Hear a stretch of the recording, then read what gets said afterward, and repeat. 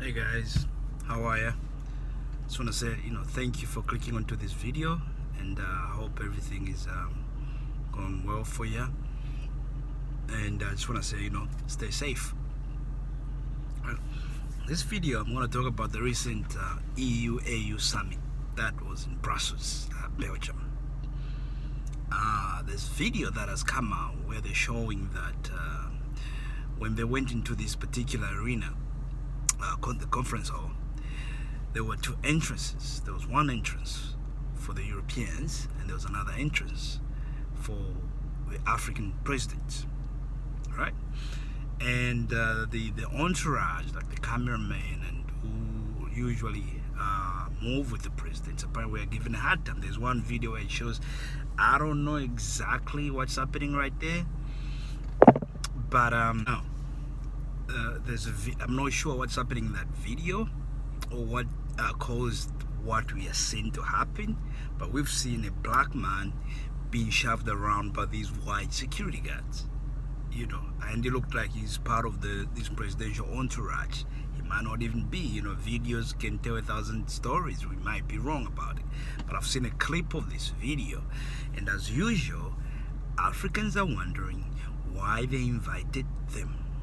And they want to blame, as we always do as Africans, we want to blame other people. So they want to blame the Europeans for inviting our leaders, and then according to most Africans or most black people, when they see this video, mistreating them, bring up segregation and all that stuff. Here's the thing, I'm not into that segregation stuff, okay? If I was let's reverse things.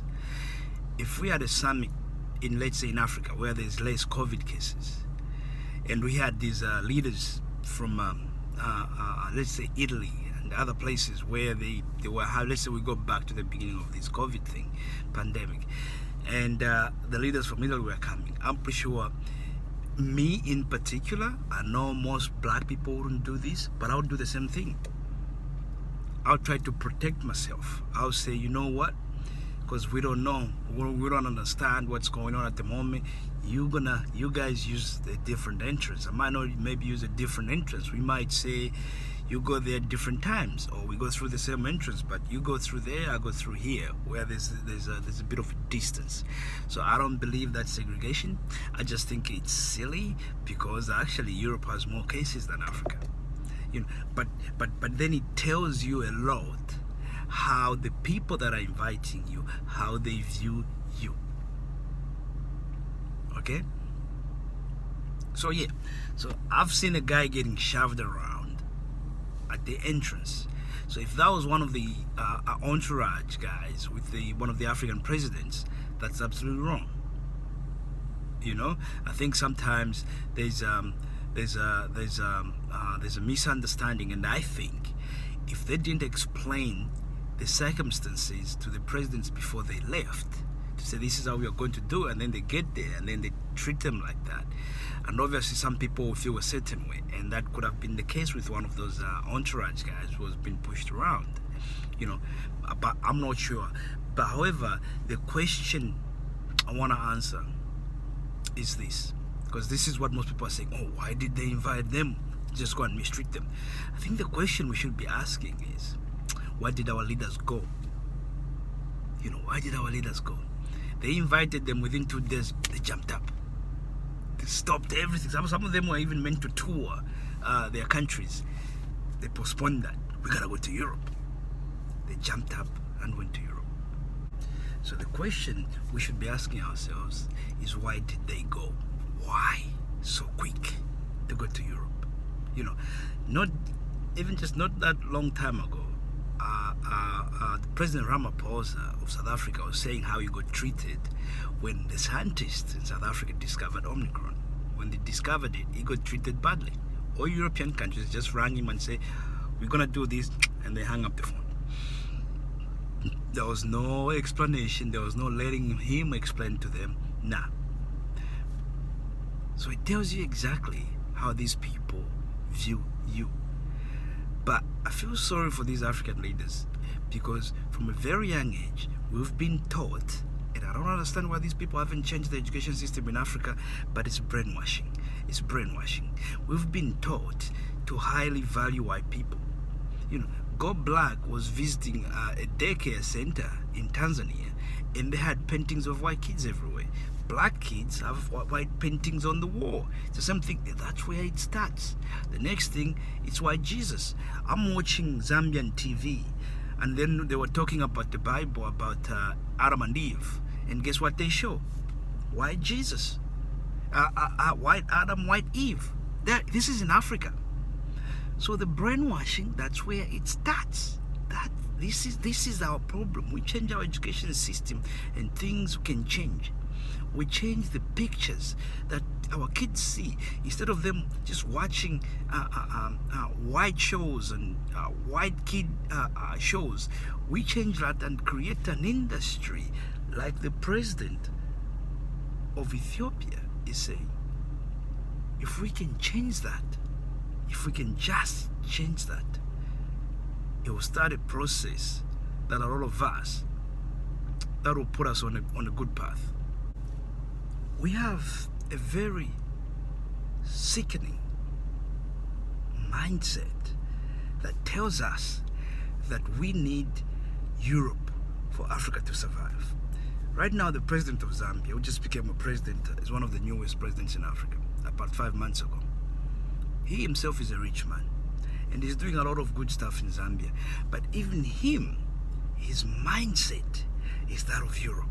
So far, he's done more traveling to Europe. We're going there to ask for money, and there's more money. I haven't heard him say anything about the money that's with his people. Not once, nothing. It's always about going to find money to Europe. There's more money there. I saw it. I'll go back and ask for some more. That is all he's saying. There hasn't been any fundamentals, any shift to say, you know what? Let us focus on the people. China didn't develop with people investing, with foreigners investing in China. That's the narrative we like to use right now, but that's not how China developed. The biggest Chinese person in the world that changed China is Chinese, but he's not from China. He's actually from Singapore, by the name of Lee Kuan Yew. Lee Kuan Yew brought up this way of thinking. That's why Singapore has been so successful, because his focus was to develop that country. America, there's even a video of Lee Kuan Yew on YouTube. If you look it up, Lee Kuan Yew talks about the CIA. They wanted to sabotage what he was doing because they got jealous of what he was doing. If you start doing something great for your people, these countries will sabotage it. Look what happens to Magufuli. But when you go to them, because they know you're not going to win, they'll pretend to be giving you money, 10 million, 2 billion, but they'll come back and take $100 billion from you. If you think they're supporting you, now they won't. Whatever money they give you, it's not free. They are coming to get it. In the dark, behind you, or in front of you, they are coming to get it. The reason why Singapore developed, because he taught his people to learn how to save. His poor people, before he became, remember Singapore was under Britain. Lee Kuan Yew himself got his education in Britain. Today Singaporeans on average get paid more than people in England. That's not how it was. This was a poor country. No resources, no natural resources. But he taught these poor people to learn how to save and invest. China copied that and went and taught its 1.4 billion poor people to learn how to save and invest. When the fruits of their effort came to fruition, that's when the world saw, and everyone went there to start investing. Because it makes you wonder. China is a communist country. However, it's more successful than in India, which is a democratic country. There's more corruption in India than there is in China. Two different ways. But China has taken something to their heart. China has worked on their abilities. When they started progressing, that's when the world saw and started coming in. They were already progressing. They were already pulling themselves the bootstraps. And then the world saw and started coming in. In Africa, we are not doing that. This is why the European will go AU-EU meeting. It's just, come here, little boys, will tell you what to do. And our leaders go there. Yes, sir. Yes, sir. Yes, sir. They shouldn't have gone. So that whoever they treated them, I say they could have even beaten them up just to teach them a lesson. That these people don't care about you. They should have beaten them up just to teach them a lesson. And some of these people are going to even be taking some strand of corona, because they pumped them with a new strand of corona back to Africa. And before you know, we got a strand coming out of Africa all of a sudden. Because of the mental brainwashing that has happened over years. We need to come out of that. Look at what Magufuli did. Magufuli, and this is why I know, when you start developing, we need to come up with a different path. That's what Magufuli did. Magufuli goes to the IMF, to the World Bank, to ask for some funds to build some of his projects in Tanzania. They say, no, we're not going to give it to you. Magufuli goes back and says, all right, stuff you. Magufuli never traveled to Europe. He stayed within Tanzania. And he managed to find the money to fund his projects. No money borrowed. Africa is rich. I watched an interview of the president of Zambia, the first president of Zambia, rest in peace. He died last year. He was 96. I just said the interview he did in the 90s, and where he was talking about how he was treated when Zambia Zambia has oil. We've never just explored it. It's there. So there was a time when they sent all these machines, some companies sent all these machines to go and explore, to do some exploration and start pumping oil out. President Reagan told those companies to leave without even letting the Zambian president know. That's because he stood up against apartheid. It's the same thing. These people are not trying to make us, if we progress, the lion, I don't know who said this, I can't remember, but it must be like a black American guy. See, the lion is not going to teach a zebra how to escape. It's true, because then what is the lion going to eat? So do you think the Europeans want to see you succeed? That's why when Magufuli showed them that he even said it, we don't need them. We are the people with money. We don't need, what's Europe got? Nothing. That's why there's so much war there. That's why there's been so much war since the beginning of time in Europe. Don't let them fool you. These guys have been fighting for thousands and thousands of years, because you know what they were fighting for? Land and food and fresh water. There was nothing. You go to Africa, that's abundant of land, most of the major rivers. If there's 10 major rivers in the world, I bet you 50% of that are in Africa. You talk of the Nile, you talk of the Limpopo, you talk of the Zambezi, you talk of the Niger, you talk of so much fresh water across the continent. The minerals, Africa has the largest reserves of minerals in the world. The Europeans have already finished the meager resources that they had. Today, they might have a little bit of tin. That's it. You are the guys with the minerals, but you think you're broke. That is mental. They've done that to you to believe you're broke. You are not. You are not. They play us on Wall Street. They bet against the currencies in Africa to fall. They put so much money. The George Soros of this world, they've developed a way to make other countries fail. They've put so much money, bet on your currency to fall. That's why in Africa the currencies are always falling, because we don't know how the guys on the stock market does. So what can we do as a continent to stop putting Europeans first? We do what China did. We do what Singapore did. We do what Magufuli started. We shouldn't be rushing to go to these places. First of all, Africa must use its diaspora. Africa needs to use its diaspora. Cuba gets about $11 billion a year from doctors that they send to go outside and that they educate, and then they send them to the rest of the world. These doctors, when they get paid, they send a certain percentage to the government in Cuba, and they are making $11 billion a year just from people. The biggest capital Africa has is its people, the young people. But you're not investing in the young people. How are you going to develop? You're not investing in your own people. How are you going to develop? Then you start running to Europe to go and beg, to go and get mistreated, just like every African child that's running from 40 acres of diamonds. They're sitting on it, but they don't know, because they like to chase the illusion of Europe.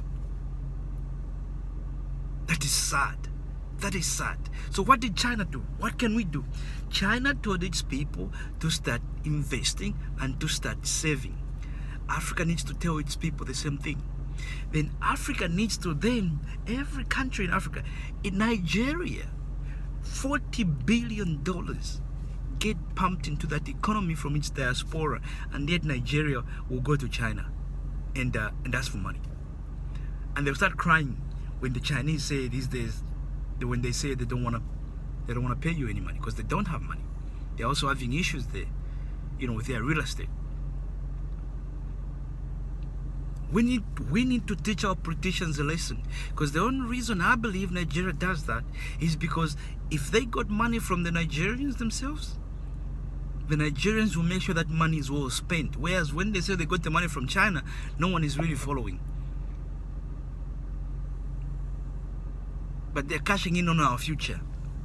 The government of Nigeria today can come up with projects that they'll say, we want all these projects funded by Nigerians abroad, and it's an investment.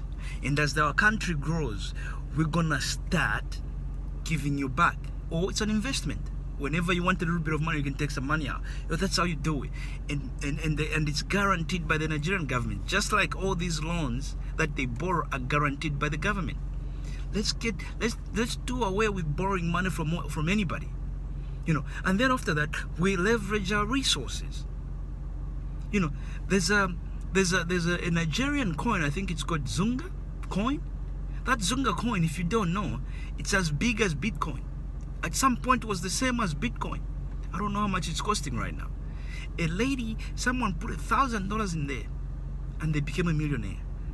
What does that tell? Russia itself has about $260 billion in Bitcoin. Russia as a country.